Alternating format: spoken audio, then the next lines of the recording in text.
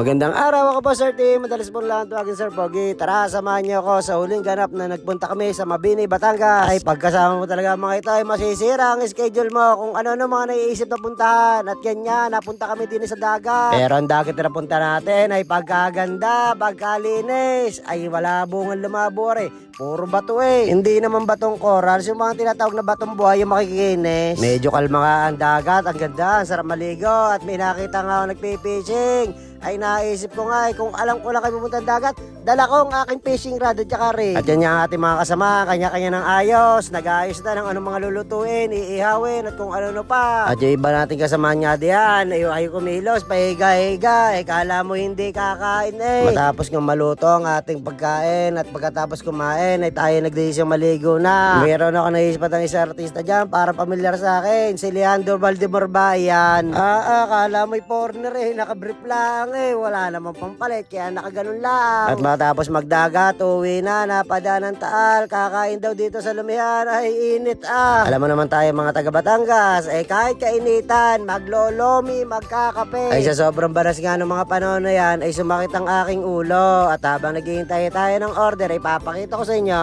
ang mga menu dito sa AS Lomi. Dito nga pala yung matatagpuan sa Tatlong Maria, Taal, Batangas. I-google nyo na lang. At yun nga pala ang mga ma-order dito, mga pansit, mga kanin, mga tapsi-tapsi, at syempre ang kanilang pinagmamalaking Lomi. Ay nauna ng ibang kumain, ako'y naghihintay pa ng ating kakainin. Iba kasi yung gusto natin kainin, tapsi. Masasabi kong tunay nga masarap nga din kumain. Uulitin ko, RA sa AS Lomi sa Taal, Batangas. Kung kayo magbabalak sumama sa mga aray, siguraduhin nyo wala kayong gagawin maghapon sa inyong bahay. Baka kayo mapagaya pa sa akin. Sabit maglalaba ako pagbaba ng bundok ay napunta pa ng dagat eh. Siya sa ibang araw, balta ko ligaw. Paalam!